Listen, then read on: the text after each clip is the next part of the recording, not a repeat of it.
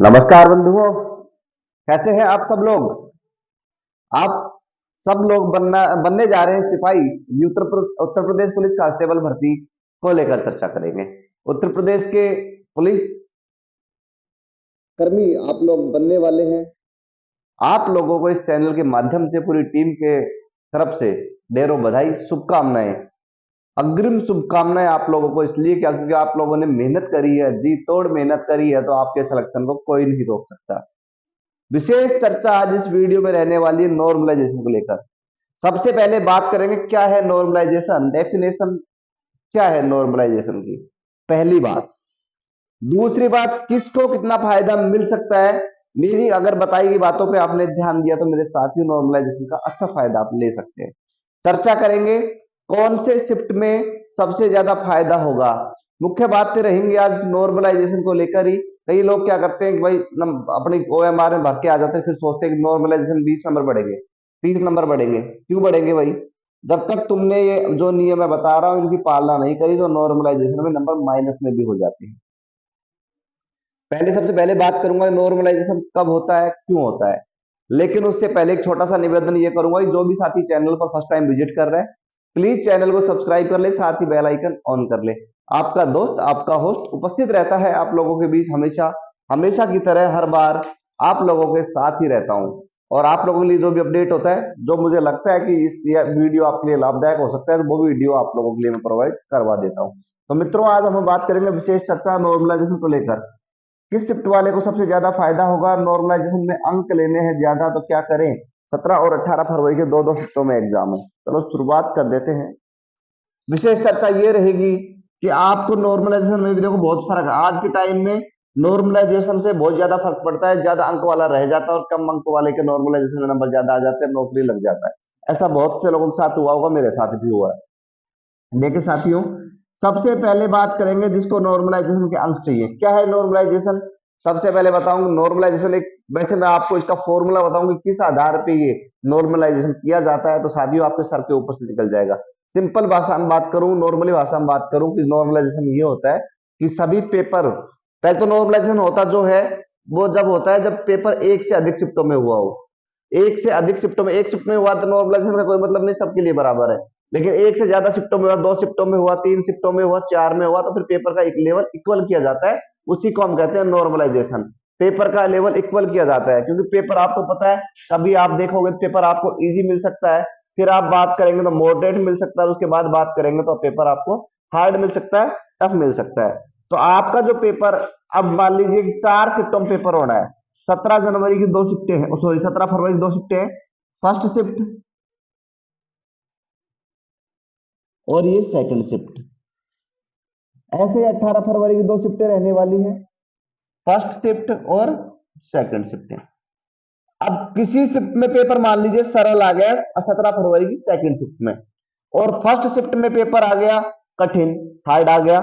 मान लीजिए first shift में तो आदमी जो स्कोर कर रहा है वो ये मान लीजिए 50% ही कर रहा है, और सेकंड शिफ्ट वाला 80% कर रहा है, तो नौकरी सेकंड शिफ्ट वाला आसानी से लग जाएगा। अब इसमें फर्स्ट शिफ्ट वाले क्या करते हैं, पेपर टफ आ गया तो हमारा सिलेक्शन नहीं हुआ। मान लीजिए मेहनत ज्यादा इसने करी और सेकंड शिफ्ट वाले मेहनत कम करी, लेकिन नौकरी लग गया सेकंड शिफ्ट वाला। इसलिए पेपर को इक्वल इक्वल करने के लिए नॉर्मलाइजेशन किया जाता है। मित्रों, अब मैं बता दूं किस शिफ्ट में फायदा होगा। मैंने बहुत से एग्जाम देखे हैं 4-4 शिफ्टों वाले। फर्स्ट शिफ्ट जो आएगी, फर्स्ट शिफ्ट में जिसका एग्जाम होना है, पेपर का लेवल जो आपको मिलेगा वो मिलेगा आपको इजी टू मॉडरेट, जहां तक की मेरी जानकारी है इजी टू मॉडरेट पेपर का लेवल मिलेगा। लेकिन एक फायदा इसमें होता है, फर्स्ट शिफ्ट में सबसे ज्यादा नॉर्मलाइजेशन होता है। वो उसका कारण क्या है वो बात करेंगे। सबसे टफ आपको, अगर मेरे हिसाब से मैं बात करूं, सबसे टफ पेपर जो देखने को मिलेगा, पेपर का लेवल यहां से बढ़ता जाएगा, टफ होगा, फिर और टफ होगा, फिर और टफ होगा। यानी कि 18 फरवरी की सेकंड शिफ्ट का पेपर जो साथी का है वो क्या नाम है, पेपर ज्यादा कठिन होगा। लेकिन घबराए नहीं, जितना कठिन होगा उतना फायदा है। लेकिन वो फायदा कब होगा वो सुने।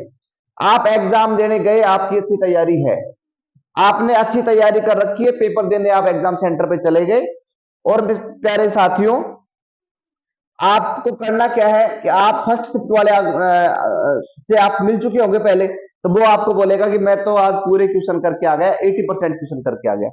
अब तुम एग्जाम देने गए, पेपर कठिन आया तो तुम्हें लगेगा कि वो 80% कर गया तो मैं भी 80% करूं। ऐसा नहीं करना है। अगर तुमने मेहनत करी ईमानदारी से, जितने सवाल आपको आते हैं वो ही करने हैं। अगर सवाल जो आपको नहीं आ रहा है वो किसी और को भी नहीं आ रहा है, क्योंकि आपने मेहनत करी है।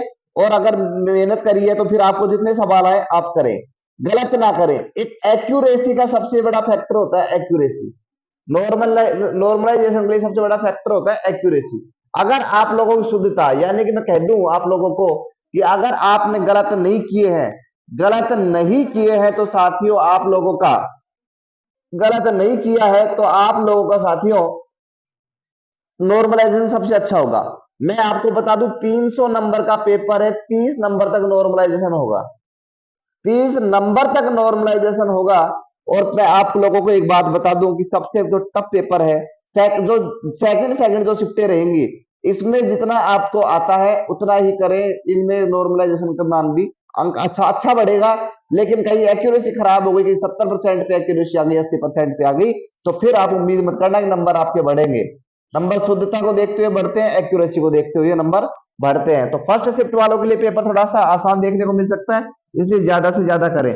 अभी अंदाजा है, ये नहीं है कि आसान हो। फर्स्ट शिफ्ट वाले भी मेहनत करें, जितना आता है उतना ही करें। लेकिन आप लोगों को ये हो सकता है कि ज्यादा उसमें आ सकते हैं सवाल, क्योंकि आप लोगों का पेपर थोड़ा इजी आ सकता है। मैंने बहुत से एग्जाम ऐसे देखे 4 शिफ्ट वाले, जिनमें मेरे प्यारे साथियों एग्जाम क्या बोलते हैं, फर्स्ट जो शिफ्ट पेपर आएगा थोड़ा लेवल का कमजोर लेवल का, फिर लेवल बढ़ता है धीरे धीरे। तो सेकंड शिफ्ट में वो थोड़ा सा ज्यादा हो सकता है। तो मैंने आपको बताया। अब सबसे पहले तो एक्यूरेसी का ध्यान रखना है, शुद्धता रखनी है कि अगर आपने गलत नहीं किए हैं तो आपके 30 भी नंबर बढ़ सकते हैं, चाहे आपने सवाल किए हो 40% ही। 40% सवाल आपने किए हैं और गलत नहीं किए हैं, मान लीजिए 1-2 पास की कोई बात नहीं होती। अगर आपने ज्यादा गलत नहीं किया है तो आपके अच्छे अंक बढ़ सकते हैं। 40% वाला भी नौकरी लग सकता है, जो 40% पेपर में अटेम्प्ट करके आया है। और 60% वाला फेल हो सकता है, क्योंकि उस 60% वाले ने पूरा 100% किया और जिसमें 60 उसके सही हो गए, तो एक्यूरेसी बिल्कुल खराब हो गई, नॉर्मलाइजेशन हुआ नहीं। 40% वाले के 30 नंबर बढ़ गए, हो गया काम। समझे बात को? तो साथियों गलत नहीं करना है, अच्छे से मेहनत करके। 2 दिन और बचे हैं, कुछ दिन आपके पास जो रामबाण दिए हैं वो ले लाके, और अपना जो भी बचा हुआ मैटर है उसको सबको एक बार रिवीजन करके एग्जाम देने जाएं। हम चाहेंगे कि सब आप लोग सिलेक्शन, सबका आपका सिलेक्शन हो। बड़ी भर्ती है, 60,244 पदों पर ये बड़ी भर्ती होने जा रही है। तो साथियों सबका सिलेक्शन होगा, मेहनत करें ईमानदारी से। 2 दिन 3 दिन बचे हैं, जिसका 18 का है 3 दिन, 17 का है 2 दिन बचे हैं, मेहनत करें। तो दोस्तों ये थी आज की जानकारी। अच्छी लगी है तो वीडियो को लाइक करें, कमेंट्स करें। चैनल पर नए हैं तो प्लीज चैनल को सब्सक्राइब करें। मिलेंगे दोस्तों किसी अन्य वीडियो में अन्य सूचना के साथ। जब तक आप लोग खुश रहें, स्वस्थ रहें, मस्त रहें। Thank you.